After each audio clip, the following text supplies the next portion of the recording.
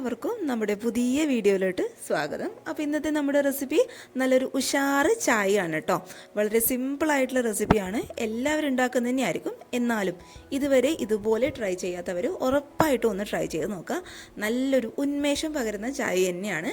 അപ്പോൾ കണ്ടു നോക്കിയിട്ട് ഇഷ്ടപ്പെട്ടാൽ ട്രൈ ചെയ്ത് നോക്കുക. അതേപോലെ ചാനലിൻ്റെ വീഡിയോസൊക്കെ ആദ്യമായിട്ട് ആരെങ്കിലും കാണുകയാണെന്നുണ്ടെങ്കിൽ പെട്ടെന്ന് തന്നെ മടിച്ച് നിൽക്കാതെ ഒന്ന് സബ്സ്ക്രൈബ് ചെയ്തോളൂ കേട്ടോ.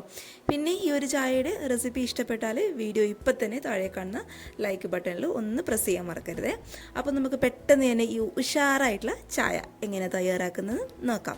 അപ്പോൾ അതിനായിട്ട് ഇതുപോലുള്ളൊരു കുഞ്ഞ് ഗ്ലാസ്സിൽ 2 ഗ്ലാസ് ചായയുടെ അളവാണ് കേട്ടോ ഞാൻ പറയാൻ വേണ്ടിയിട്ട് പോകുന്നത്. അപ്പോൾ ഇതേ ഈ ഒരു ഗ്ലാസ്സിൽ നിറയെ പാല് ഞാൻ ഒഴിച്ചു കൊടുക്കുകയാണ്.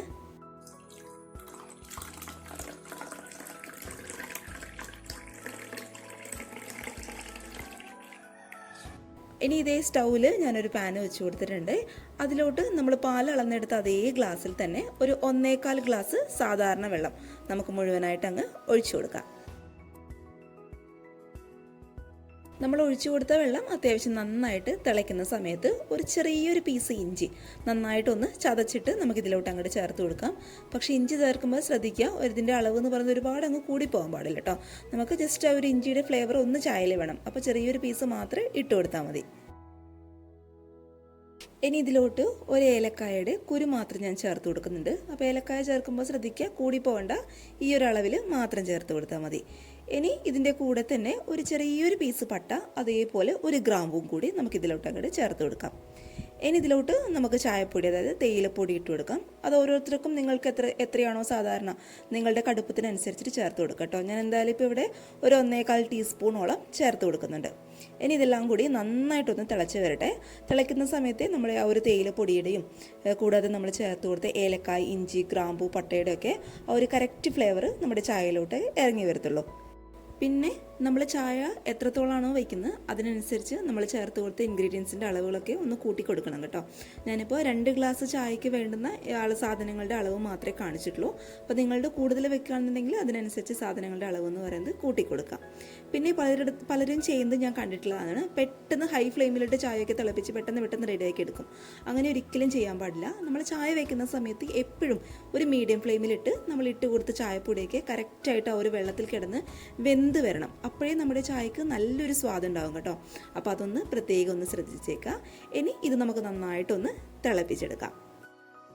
അപ്പോഴിതേ നമ്മുടെ ചായയൊക്കെ നന്നായിട്ട് തിളച്ച് വന്നിട്ടുണ്ട്. ഇനി ഇതിലോട്ട് നമ്മൾ നേരത്തെ എടുത്തു വെച്ച ആ കുഞ്ഞു ഗ്ലാസ്സിലുള്ള 1 ഗ്ലാസോളം പാല് നമുക്കിതിലോട്ടങ്ങ് മുഴുവനായിട്ട് ഒഴിച്ചു കൊടുക്കാം. പിന്നെ ചായയൊക്കെ വെക്കുന്ന സമയത്ത് എപ്പോഴും പാൽ എന്ന് പറയുന്നത് ഫുൾ ഫാറ്റുള്ള മിൽക്കൊക്കെ എടുക്കുകയാണെന്നുണ്ടെങ്കിൽ, അതായത് നല്ല കട്ടിയുള്ള പാലൊക്കെ എടുക്കുകയാണെന്നുണ്ടെങ്കിൽ നമ്മുടെ ചായക്ക് ഒരു പ്രത്യേകം സ്വാദ് ഉണ്ടാവും. അപ്പോൾ അതുണ്ടെന്നുണ്ടെങ്കിൽ അതെടുക്കുക, അല്ലാന്നുണ്ടെങ്കിൽ സാധാരണ നിങ്ങൾ ഉപയോഗിക്കുന്ന പാല് തന്നെ എടുക്കാം. അപ്പോൾ അത് മുഴുവനായിട്ട് നമുക്കിതിലോട്ട് അങ്ങോട്ട് ഒഴിച്ചു കൊടുക്കാം. ഇനി നമ്മളിതിലോട്ട് ഈ ഒരു ചായക്ക് ആവശ്യമായിട്ടുള്ള പഞ്ചസാര ഇട്ട് കൊടുക്കുന്നുണ്ട് കേട്ടോ. അപ്പോൾ ഞാൻ എന്തായാലും ഒരു 2 ടീസ്പൂണോളം പഞ്ചസാര ഇട്ട് കൊടുക്കുകയാണ്. ചിലർ ഈ സമയത്ത് ഇടുന്നവരുണ്ട്, അല്ലാന്നുണ്ടെങ്കിൽ ചായ ആറ്റിയെടുക്കുന്ന സമയത്ത് ഇടുന്നവരുണ്ട്. അപ്പോൾ അത് നിങ്ങളുടെ സൗകര്യത്തിനനുസരിച്ചിട്ട് ചെയ്യുക.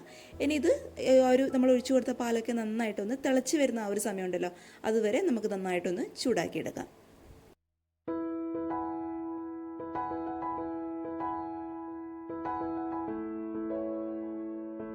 അപ്പോഴിതേ നമ്മുടെ നല്ല ഉഷാറ് ചായ ഇവിടെ റെഡി ആയിട്ടുണ്ട്.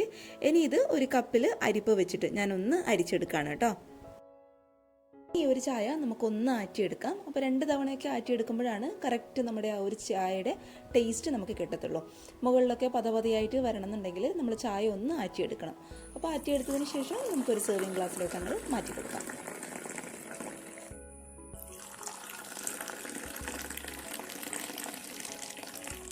അപ്പോൾ ഇത്രയേ ഉള്ളൂ, നമ്മുടെ ചായ ഇവിടെ റെഡി ആയിട്ടുണ്ട്. ഇതുവരെ ഇതുപോലെ ട്രൈ ചെയ്യാത്തവർ ഉറപ്പായിട്ടും ഒന്ന് ട്രൈ ചെയ്ത് നോക്കട്ടോ. വളരെ സിമ്പിളായിട്ടും അതേസമയം നല്ലൊരു ഉന്മേഷം തരുന്ന ചായ തന്നെയാണ്. അപ്പോൾ എല്ലാവർക്കും ഇഷ്ടമായെന്ന് വിചാരിക്കുന്നു. ഇഷ്ടപ്പെട്ടാൽ വീഡിയോ ഇപ്പം തന്നെ ഒന്ന് ലൈക്ക് ചെയ്തേക്കുക. അതേപോലെ ചാനലിലെ വീഡിയോസൊക്കെ ആദ്യമായിട്ട് ആരെങ്കിലും കാണുകയാണെന്നുണ്ടെങ്കിൽ മടിച്ച് നിൽക്കാതെ ഒന്ന് സബ്സ്ക്രൈബ് ചെയ്ത് സപ്പോർട്ട് ചെയ്യണേ. കൂടാതെ തൊട്ടടുത്തുള്ള കുഞ്ഞ് ബെല്ലൈക്കൺ കൂടി ഇനേബിൾ ചെയ്ത് ഓൾ എന്നുള്ള ഓപ്ഷൻ ക്ലിക്ക് ചെയ്യുകയാണെങ്കിൽ മാത്രമേ ഞാനിടുന്ന വീഡിയോസിൻ്റെ നോട്ടിഫിക്കേഷൻ നിങ്ങൾക്ക് കണ്ടിന്യൂസ് ആയിട്ട് വന്നുകൊണ്ടേയിരിക്കും. പിന്നെ ഈ ഒരു ചായയുടെ റെസിപ്പി ഇഷ്ടപ്പെട്ടാൽ പിന്നെ നിങ്ങളുടെ എപ്പോഴും പറയുന്നത് തന്നെയാണ്, നിങ്ങളുടെ ഫാമിലിയും ഫ്രണ്ട്സൊക്കെ ആയിട്ട് വീഡിയോ ഒന്ന് ഷെയർ ചെയ്ത് കൊടുക്കുക. അപ്പോൾ നാളെ ഒരു നല്ല വീഡിയോ ആയിട്ട് കാണും വരെ thank you for watching Simna's food world. By.